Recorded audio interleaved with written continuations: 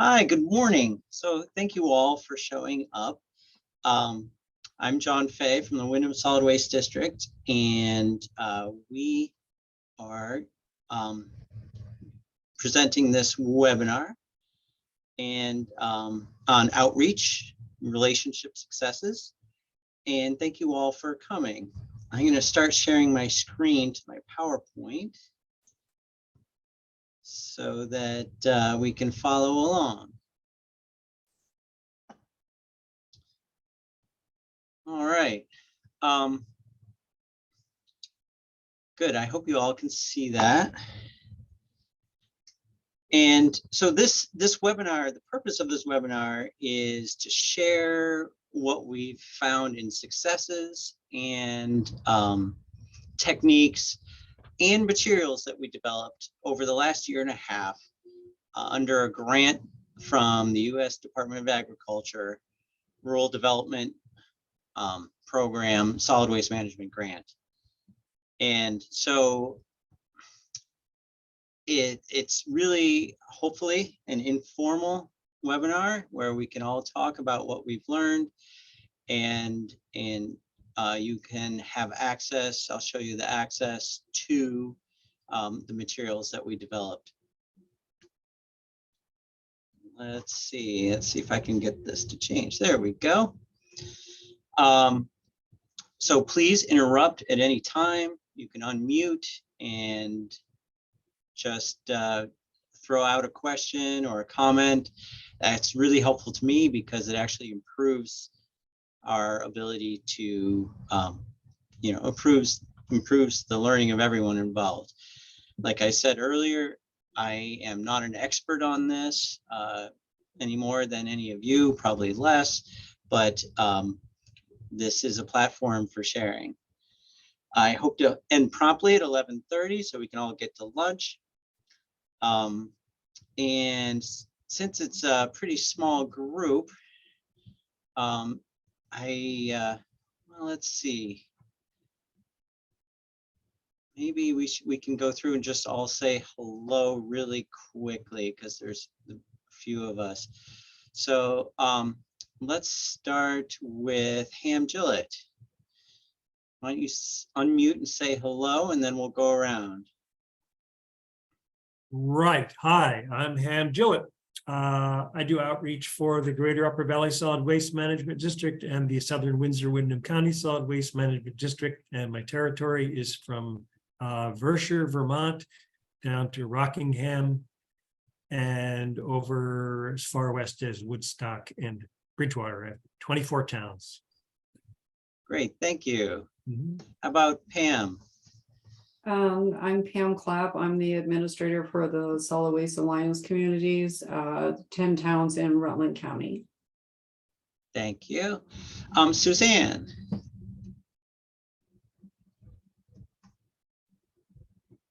Good morning. I'm the coordinator for the Thetford, Vermont transfer station, and I'm within the Greater Upper Valley Solid Waste District of Hams. All right, so you and Ham work together. Good. John. Yes, John Jose. I coordinate school programming for the Central Vermont Solid Waste Management District. So you do this full time for schools. That's great. That is correct. Yep. Yeah. All right, Emily and Gabby from Middlebury. Hi, I'm Emily. I am the public outreach coordinator for the Addison County Solid Waste Management District, and this is. Hi, I'm Gabby. I'm the AmeriCorps member at the Addison County Solid Waste Management District. Oh, wow, your year's almost over, huh, Gabby? Mark. Yeah, Mark Shea, Rutland County Solid Waste District, and I'm the district manager. Thank you, Mark.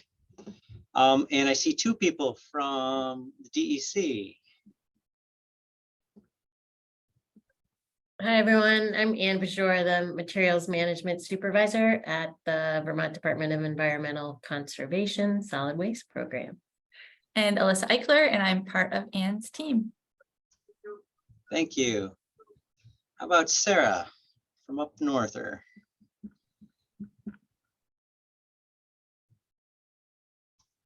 Oh. Oh, she can't get her mic going. All right, Sarah, I'll introduce you. She's the outreach coordinator for Lamoille Regional Solid Waste District in Johnson or Moortown, Morrisville, one of those up there. Allison. Oh, we can't hear you either.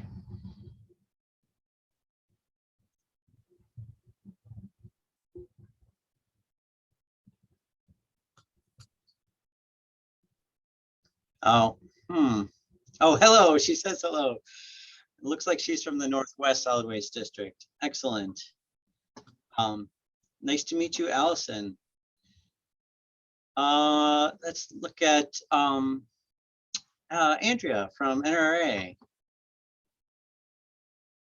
Hi, I'm Andrea Folsom. I'm with the Northeast Resource Recovery Association. I'm the communications manager there. So happy to join. And the NRA also has some fantastic outreach materials that they've developed under their own USDA grant. Hi, Esther.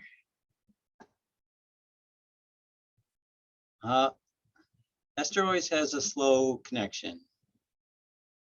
I don't have a slow connection. I just got a phone call. Oh, sorry. I am Esther Fishman, and I am the solid waste manager for the Londonderry Group, and I am a one-person shop. So outreach is just part of what I do. Great, great. John, I also see someone else from Central Vermont. Is that? Hello. Oh, great. Sorry. Hi. Sorry, my camera doesn't seem to be working, but this is Brianna. I'm the Public Relations and Outreach Coordinator for Central Vermont Solid Waste Management. Great. Thank you, Brianna. Nice to have you here. All right. I'm going to go back to sharing the screen. Thank you all for the introductions. And as you know, Windham Solid Waste Districts in southeastern Vermont. We're based out of Brattleboro. And we're sharing findings from this USDA project that we held over the last 18 months. And although we're very Vermont focused in what we're doing here, because Vermont has a unique set of laws and systems, it's applicable to many communities. It seems like we're all mostly Vermonters here, some New Hampshire. So definitely good for the whole region. So our program was to provide technical assistance and behavior change to for towns, small businesses, schools, and residents themselves, hoping to improve in general the solid waste system in our region and be able to expand that beyond. And where we found the most success was where we built direct relationships with other people. Now, this is not some rocket science. This is not something that's going to be new to you folks who do this work. But we're kind of looking at this through a lens of how our direct relationships really enhanced our ability to affect change. We'll look at that and through each sort of sector that we approached and think about the relationships that we developed and how that helped. So next, we also, along the way, we developed a lot of outreach materials to bring to people out in our community. And these are available for all. We made signs, we made videos, hand out flyers, we built web resources. All of this material is now available on our website. And we also look at those materials in their success or not, built on the relationships that they backed up. And of course, they're all open and available. And if you find something with our logo on it and you'd like to switch it, just let me know and I can pull the logo off or do something like that and give it to you in a format that you can use. We use lots of different formats. We use Publisher, we use Canva, which is an online, or just Microsoft Word. So we have a lot of different formats that I can change it to for you. So again, the theme is developing and maintaining relationships with folks in our district during our outreach. We found that the face-to-face interaction is still the gold standard. It's still the way to get results and improve what's actually happening out there. Exchanging stories with folks while we're out there is one of those things that happens all the time that really improves the ability to communicate. And of course, sharing our resources. If they don't know we exist and we don't know these resources exist, then they can't take advantage of them. So getting out face to face is so essential. And what we found, how this is essential, is we're calling this the relationship success cycle. It's like you've all heard of a vicious cycle where things get worse and get worse. Well, this is a virtuous cycle. It gets better and better as you go around. So I'm just going to go through this little cycle here. The first thing is meeting in person. So we actually did cold calls, and besides calling ahead, but going out and meeting people where they are physically, as well as, where they are in their systems. Always being friendly, always being open, not criticizing. Thankfully, we do not have to wear the black hats of regulation. We are here to help, and no criticism. And meet them where they are. That's the way to build trust. Then we listen. Listening to their concerns, and because this is difficult stuff to manage sometimes. 3 different waste streams in tight spaces with limited ability services from the private sector. So they have legitimate concerns. We should listen and offer our services in general. And then we always leave our contact information. Just give us a shout whenever you have a question, because they're usually busy and you can't get a lot of time with them, but leaving that contact. Then if we promise anything during your meeting with them, you got to follow it up.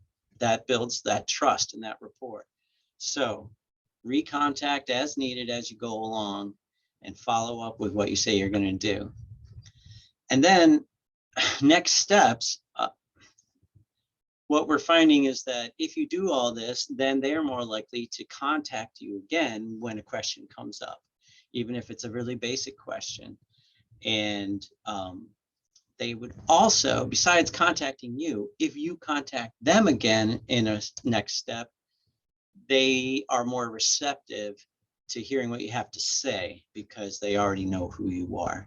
And then you can meet them in person again, and it goes around and around and around. So that's the cycle that we found was quite successful. All right, now I'm going to go into the work that we did with transfer stations. And this is direct work with our town's transfer stations, which are not under our jurisdiction. Each town runs their own transfer station on their own. And we are just here to support them. And so the things that we could actually do for them when we went out and talked to them is they could use better signage. So we developed and provided a lot of signage. Also, they didn't know about all the different vendors or contractors that could pick up materials or do this or that for them. So having all those locally sourced information for exactly who could provide service to them was super helpful. And we also we filmed each town's transfer station and built a video just for them. in the end. So we have 7 different transfer stations. We built 7 different videos about food scraps in particular, because that's kind of the new thing and what people were struggling with. So that was great to be able to focus and make a video out of their particular site. And as you all know, these folks that are the attendants at the transfer stations, they work alone a lot, and they don't get much support, not from the town and not from other people doing the same job they are, because they're in the next town over and they're open at the same time and they never have a chance to meet. So we found one of the biggest things is just being able to show up, listen, and help them hear that they're not alone. And these challenges that they're facing, the tenant in the next town over is facing the same problems. And maybe the one in the other town had found a solution, and this is what it was. So we kind of are a conduit for allowing them to reach out beyond just trying to do what they can in a vacuum. Here are some signs that we made for them. We made a yes and a no for the composting diversion section that they have, and they're required to have at each of their transfer stations, but a lot of them didn't have any signage up. So at least having a good list of what can go in and what can't, we produced that for them and gave it to them in an actual physical sign that they can put right next to their compost. This is tailored towards our region, because we do still take paper products and that sort of thing. But it's something that could be updated also. And then we have like the state programs like computers and TVs. So we had already made e-cycle signs. We had these printed so that they can put them up large over their e-cycles section if they have it. So several of them do have it in our district. Here's some other signs. Again, they're all actually specific to that transfer station that needed it. They need a scrap metal sign or a tire sign, so because it's not right where the attendant can see, we gave it to them on a post, the big, just basic sign. And what goes in the paper or the single stream, that sort of thing. These signs were effective and appreciated by a lot of the folks. Again, we have these in PDF and other formats on our website, or if you see anything that you're interested in working from, let me know. And here's some of the signs on site. On the left, there they are in front of a dual stream situation. And on the right, in a fast trash situation, we have a little sign right next to the food scrap drop off. This town on the right is Townsend, Vermont, and they've actually decided to provide any user of the food scrap drop off with free compostable bags. So as people drop off their food, they actually get more green bags to take with them. I think it's a pretty, it's a well-liked program by the users of the food scrap drop off. All right, so, oh, and I said we made videos. I'm going to try to share this video of Stratton. This was the tailored video. Whoops, that didn't work. There we go. Easy peasy food scrap drop off. Windham Solid Waste Management. Are you guys seeing the video and hearing it? Seeing, not really hearing. Is it like It's scrolling with you. it's scrolling? Okay, I'll We start can it see it, again. Here yeah. we go. Thank you. It's just very faint. It's very faint.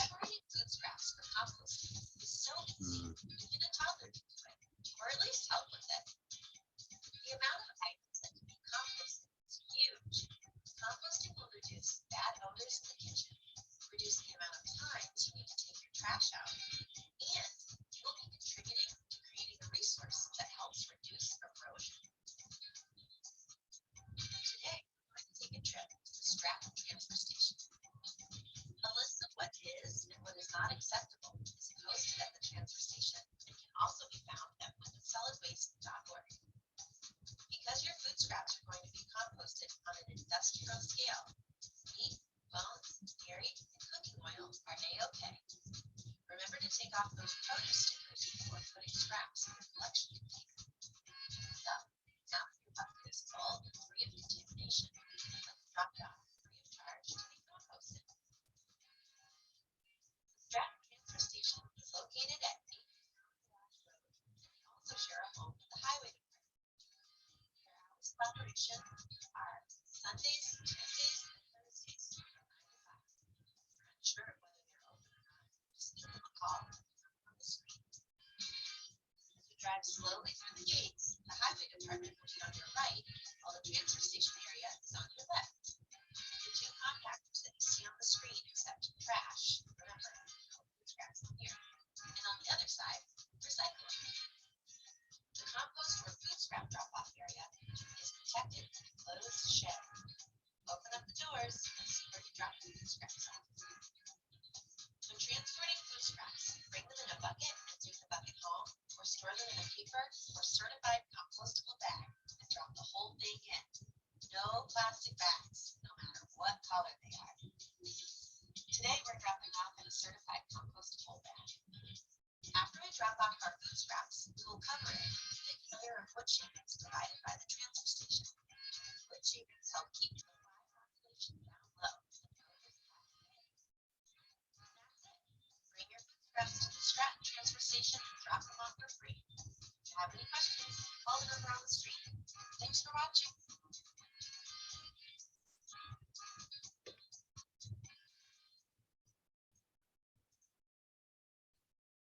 All right, I hope you guys were able to see that. Since we live in Vermont, Oops, we have there it's still three going. categories for our waste.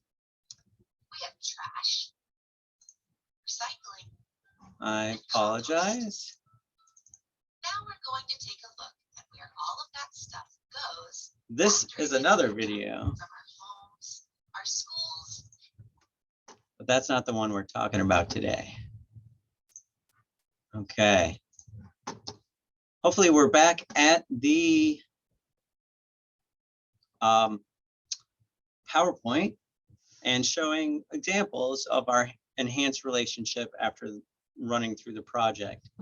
One of the things was that, for instance, the town of Wilmington is now changing from dual stream to single stream and is changing their location of recyclables.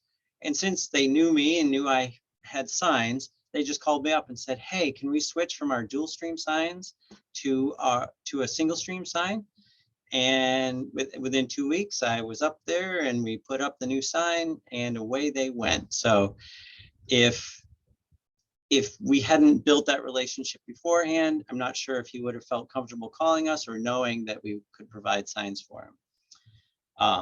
And another one, the town of Jamaica has a new town administrator, and they really wanted to do some improvements to the site and by roll off other things.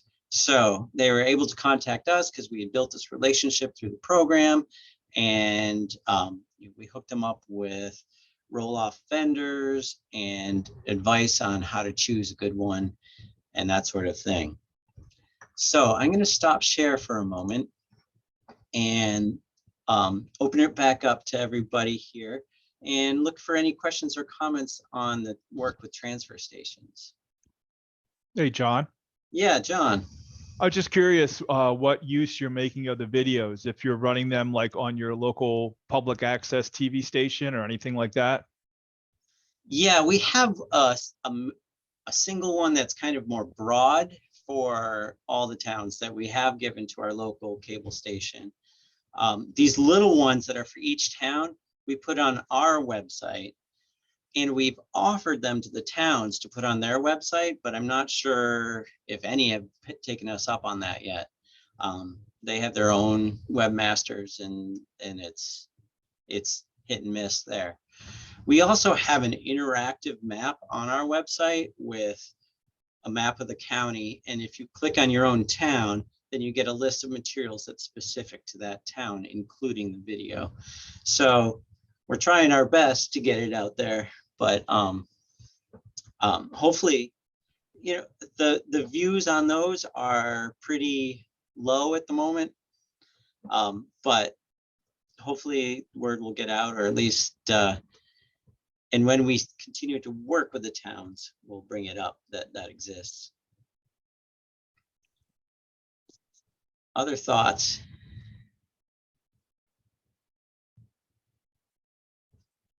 All right, we'll keep going then. So next we're going to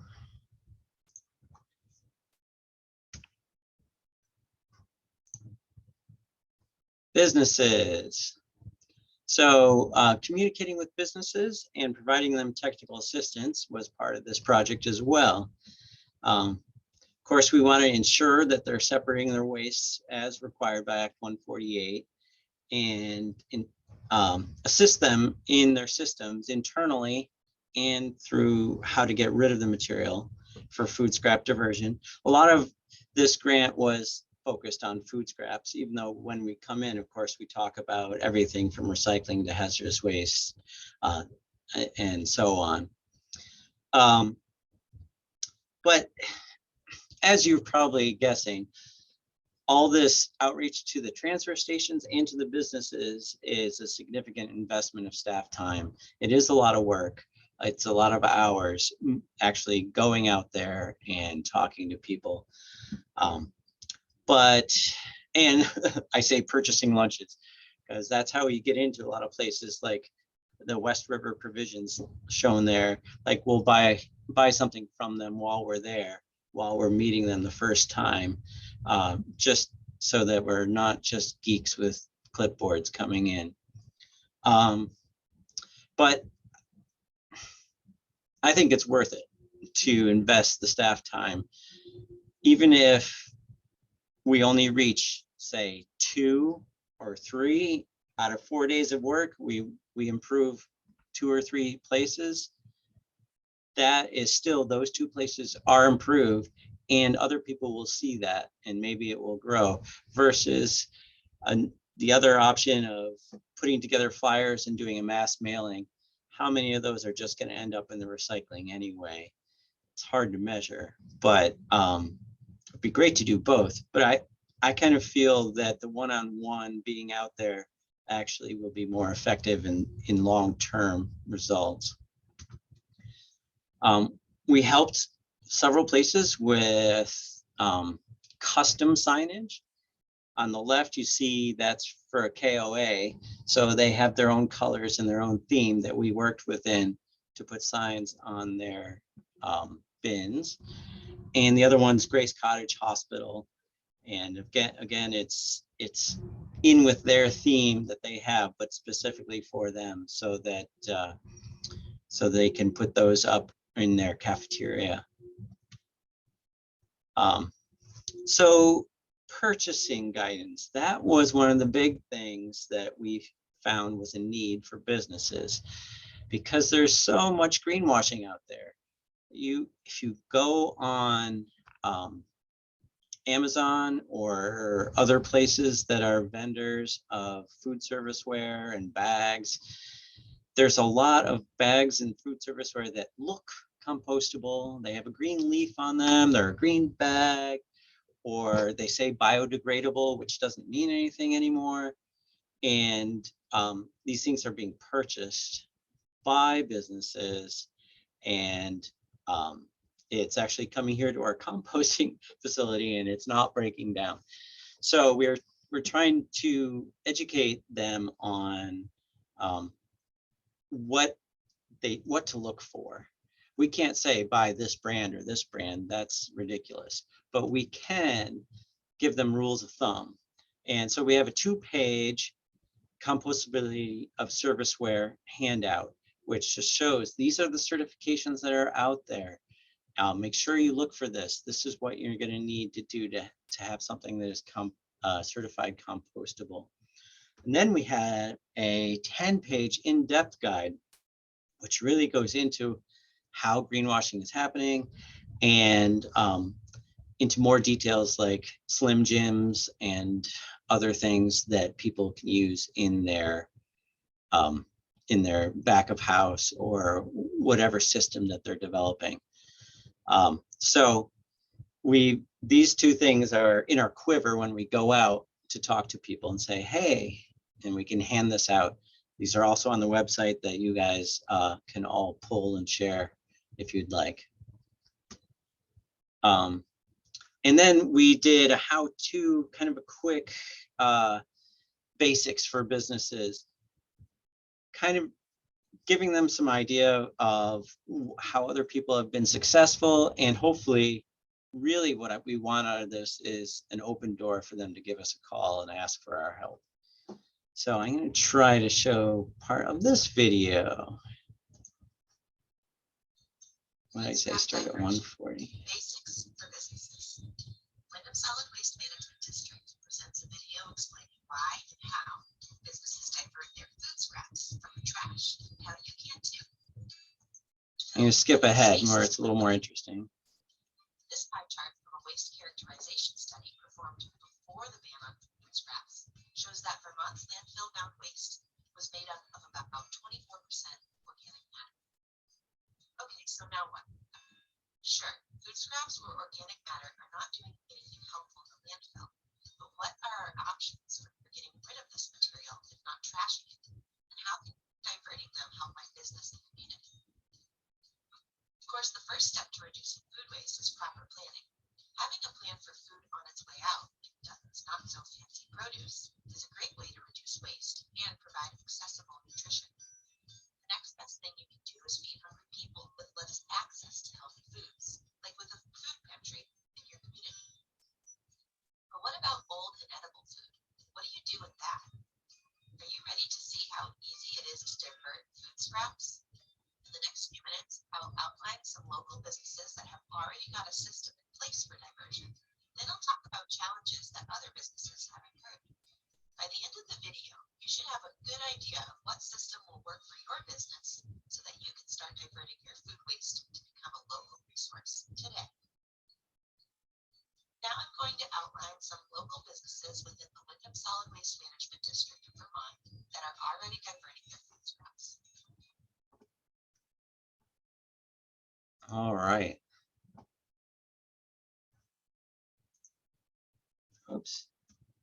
Let's see. All right, I hope that worked. You can kind of get a taste of the video. That's about 14 minutes long, but it goes through the different opportunities that businesses have to develop systems to get food scraps diverted and gone and out to composting or other options.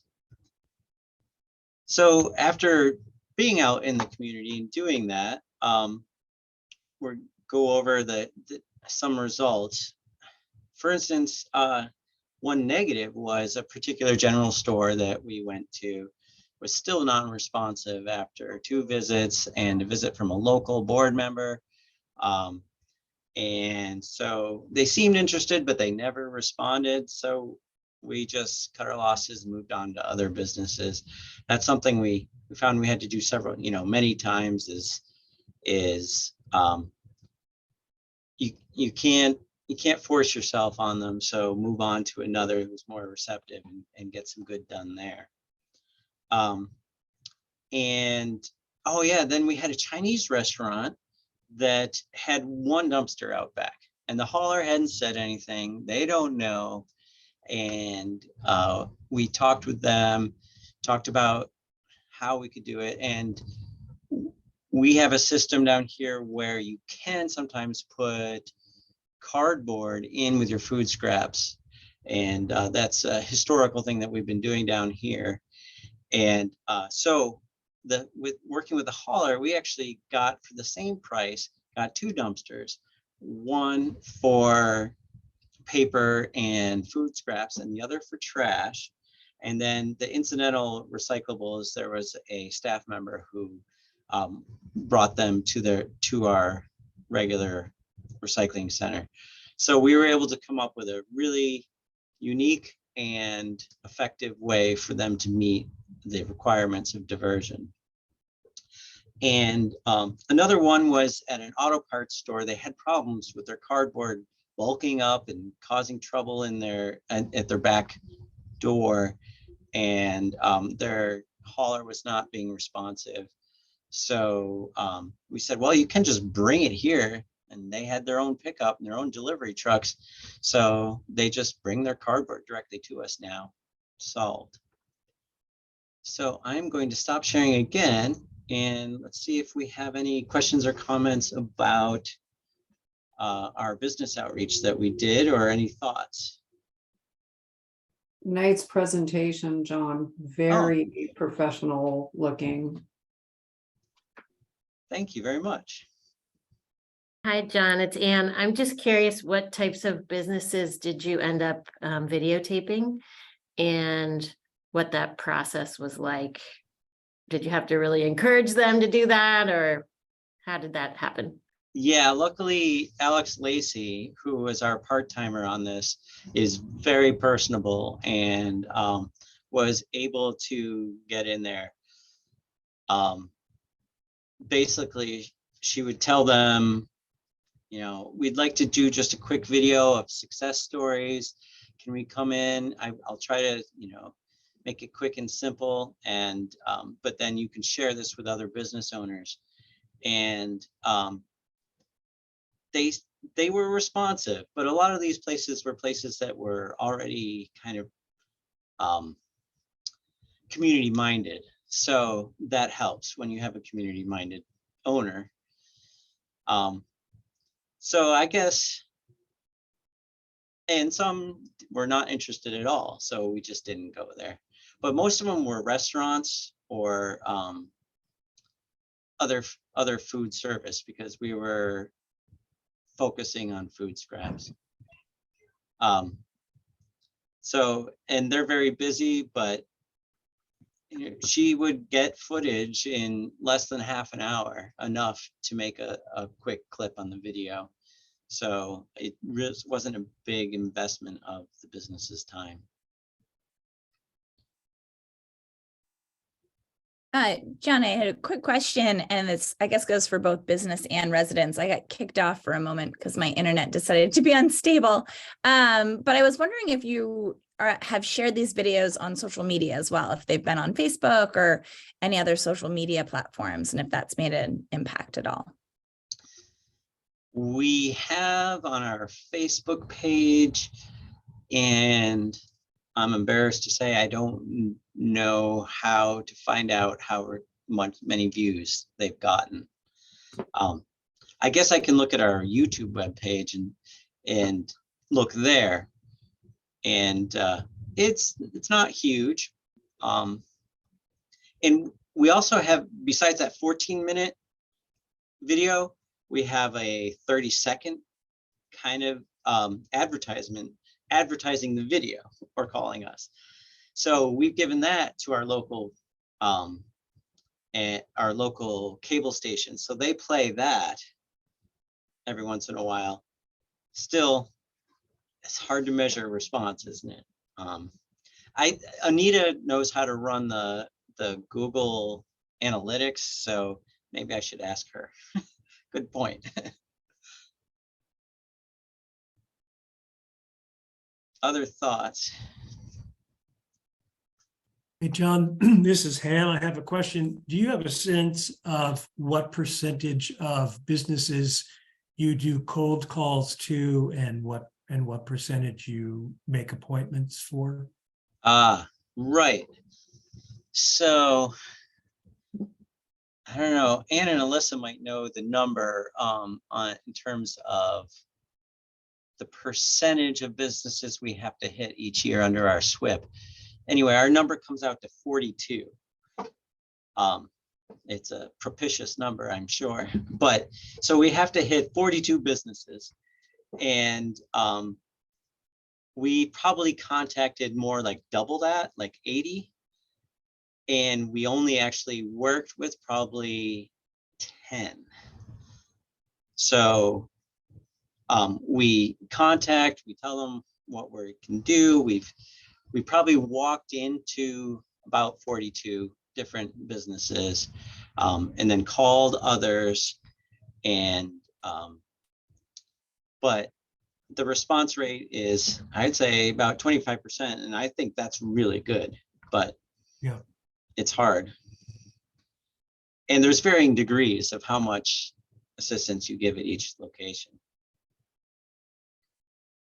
I thank you. I'd be interested to hear from other outreach folks. For me personally, I'm better at walking in cold than organizing it and making appointments. Like I'm going to call 10 businesses in Springfield and see if I can see them all in one day. And so I'd be interested to hear how that works for other people, whether cold call works better or calling ahead works better. So, hi, Pam, this is Esther. I call everybody and make an appointment. And I think just chatting with them first and telling them who I am and what I want to chat with them about makes them more open. And we make an appointment, and I do the same thing you do. I try to get in a circular motion how many businesses I could get in the same day. And I take a packet of information with me with my card, talk through the information. And actually, I find the best thing to talk through is the poster, which I leave with them, of what is trash, what the law says, what there are other ways of, you know what I'm talking about, that blue. Yeah. And that's really helpful because it gives me all the talking points I need. So, we talk about what is food scraps and what can't go into the garbage, and that's really useful. And then I also ask them, so what do you do? And find out some interesting and horrible things. Actually, two places on my last go round said, I noticed they had one dumpster, and they said, oh, no, it's single stream. I said, do you understand what single stream is? And you know what? It's the hauler, though, because the hauler's allowing them to put everything into that container. And I tell them what needs to happen, what should happen, but I have no way to make that happen. Right. I wonder, we haven't called up DEC on any of our businesses because nothing was egregious, but has anyone else called and left a message with DEC saying, hey, this business could use some regulatory backup? Guidance, right? So they don't feel like they're being punished. Right. I had done that with one business recently. Alyssa's on it. All right. I haven't called yet. It's scheduled for the second week of July. But we have had examples, like there was one, there was a school actually that a SWIMI found out that, yeah, they weren't, and that came through us, and they're now diverting food scraps, and that was an example that worked really successfully. So it does happen sometimes. Yeah, and I would encourage all of you, if you have a business that's being really difficult, to reach out to us, because we can either, call or visit, or the other thing I was going to say is, if you don't feel comfortable doing that, you can also go on our website and report anonymously if you'd rather do that. That's an option. But we do have to follow up and want to follow up on all complaints. So I do really encourage you to reach out to us. So, Anne, this is Esther again. So I feel like the hauler should be reaching out to these people when they set up their containers, saying, well, you really need 2 containers because the law says but clearly that isn't happening. So what can the state do to encourage the haulers to do the right thing? Well, one thing we have been doing is having hauler meetings, partnering with the Swimmies. I had one in Rutland several months ago. And, you know, we can't force the haulers to attend the meetings, but we do kind of go over the requirements and give them, if they want, some of our handouts, or at least send digital copies so they can send them with their billing if they want to do that. But we don't really have a way to force them to do I that. mean, I would say though, we certainly have followed up with haulers on individual complaints. Like I know of one that was actually a residential apartment building that wasn't being offered recycling, and it turned out that that building was coded incorrectly in the hauler's system. So the hauler like thought it was a business instead of a residence, and that was fixed. So we've definitely had some success, like just going directly to the hauler, sort of like working with the hauler and the business or the resident simultaneously. Can you do something with when they reapply for their permits? To have them like certify that they're doing, just like we have to do. I mean, we have to certify the pay as you throw stuff, and it's all delineated out. If something is like when they get their permit, you can delineate it out, and as they apply for the application, it's just something that you have in your pocket if you find out that they're not doing what they're supposed to be doing. You know, we could check in with Barb and the compliance team if that is a possibility. I don't know what the kind of statutory requirements are for their applications. I don't. That's a good idea. Right. You do have statutory guidelines that you guys have to stick with. But I mean, this is obviously a show of how the state can work with local folks we can do back and forth. We can be good cop, bad cop. We can work together. We have all different resources from our local ones and from the state ones. So I would second Ann's encouragement to give them a call if you've got a difficult or confusing situation. We're running low on time, so I'm going to keep rolling on to our next item, which is schools. I'll try to go through this pretty quick because we have a really strong school outreach group, and I encourage people who are working with schools to join in with that group in the state of Vermont, and also in New Hampshire. The NRA is kind of the school outreach hub for that.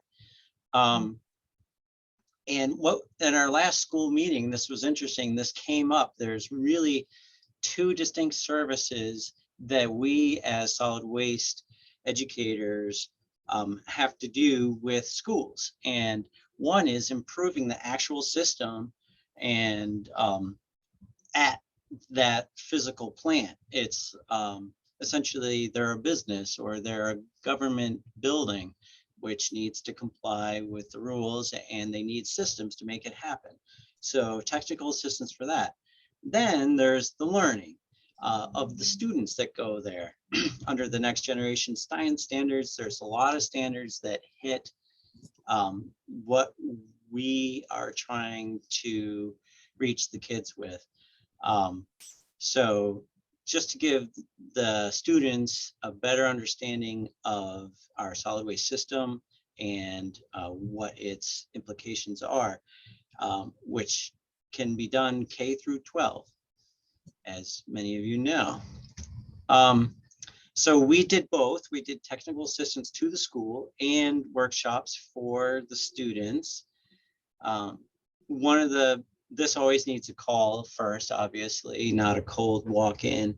But if you can get a hook in an interested principal or an interested other administrator, the custodians, the food service people, all these people have to work together to make their waste system work. And if you can get in and walk around and be on site and talk about how the system works, huge gains can be made. Also, while we're there or through other means, sometimes the receptionist will just send you to the teacher that's most interested in trash. And so then you're talking with the teachers. And now we're talking about doing workshops for the students and or with the garden club coordinator. There's a lot of gardening coordinators that are hooked in with food scraps and composting. So we can kind of get into a school that way. So this is at Newbrook. We did two different things. We had a field day where we had a sorting game where you physically the kids ran back and forth and had to sort the things properly in quick time. That they did it at a few different schools. That was pretty fun. And in fact, this year, we didn't have the staff to run that, but they called and asked, hey, can we have your materials and run it ourselves? So we lent all our materials to the school, and they did it again because it was fun. And then on the right there, there's Alex and Anita sharing with some students the different stages of composting and talking about how the actual process works. So, and you can see that's a Facebook post, so we tried to put that out there in case anyone else is listening, another teacher or something who's interested. And I guess my marker of success of Alex going out there and talking with people in each and every school in our district was that when Rhonda and Sarah and Ham were getting out these Earth Month Edu series, and we offered these webinars to every school in the state, Windham County had a majority of schools joining in. And I think that's directly due to our work under USDA and knowing these people and saying, hey, you should come to our webinar. So we had a great success there. And then there's residents. And for residents, we do flyers, we do a whole video on the MRF, and we have website information, hopefully tailored for each town, and of course our YouTube channel. So we work many different ways here, but it's harder to do the direct one-to-one on residents in this program, and that wasn't really a focus of ours. We did do a video of, we did videos for schools for K-2 and 3-6, very basic on what happens to each of the 3 waste streams. And then for the adults, we are trying to improve the transparency of what's actually happening with our recyclables. And we did a tour of the MRF in Rutland. And this video here, part 1, where's a way for recyclables, that's on our YouTube channel. I'm not going to hit it because we're out of time, but I think it's about 10 minutes long, maybe a little bit longer. And it's had by far the most views of any video. It's like 500 views, and it's only been up for a few months. So people are interested in this and have been clicking on it to see, Casella has nice glitzy videos as well, which are very informative, but I kind of like the campy local video of this. So it's obviously coming from a municipality. It doesn't have an agenda. It's just telling you it's what is actually happening. So it seems to be effective. And here's some of the flyers that Alex made. She made these just using Canva, which is an online page layout program. We hand these out to town clerks and to transfer stations. We could also send them to you if you're interested without the logo or something like that. John, what is the name? Could you spell that, the name of the online? Oh yeah, it's Canva, C-A-N-V-A. V is in Victor A, Canva. Yeah, like like an artist canvas, but it's Canva. Okay, thank you.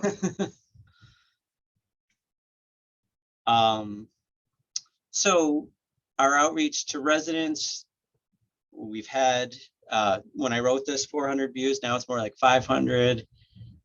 We don't know what kind of results. Can we measure any improvements from people seeing that? We're not sure. We're just doing our best to get the actual information out there.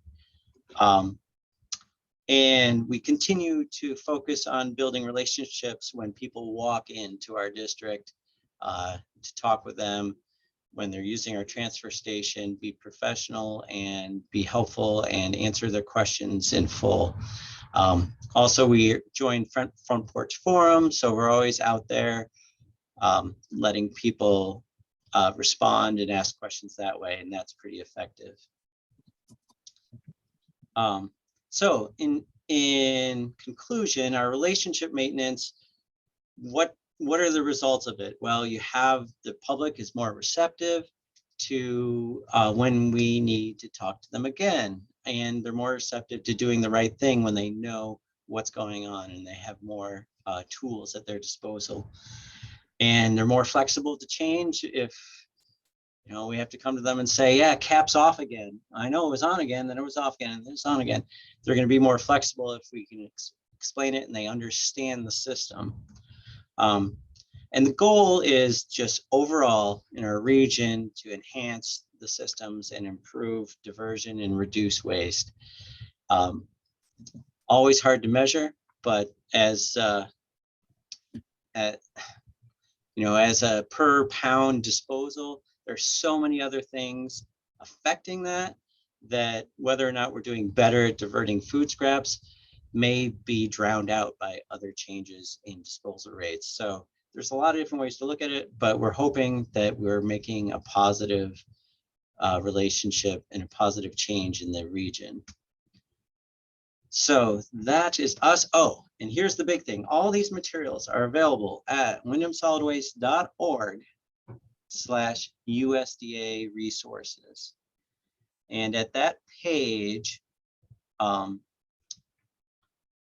we have just listed all the different resources we have. You can look through and see if there's anything you're interested in. And there we are. Sorry, Alex, I couldn't find a good picture. All right. So I'm going to stop the share again. We are at 11:30. So if anyone needs to go, thank you for joining us. If anyone wants to stay, I can stay a little while and answer any questions. I'm going to go and create a John Fay superhero shirt. You like my color banner in the background there? I like it. Thanks very much, John. This was good. I'm sorry I had to join late, but I had some work out in the field to do. So, yeah, thank you. All right. Well, you are most welcome. Thank you for joining us. Great job, John. Thank you. All right. And we'll see you guys at our next meeting, probably. Most of you will be joining us. Yeah, and thanks so much for sending this invite. This was great. And I see you recorded it. Is this something I'd be able to share with anyone? Yes. So I got to do a little back end work, and then I'm going to, and then I'll put it on our YouTube channel. And I'll send to anyone who participated. I will send the link out. Excellent. Via email. Yeah. Thank you. Thank you so much. Thanks, Have a John. good day, everybody. Thank you, John. This See you was all. great. Thank you. Bye-bye. All right. Take it easy. Happy 4th. Happy 4th.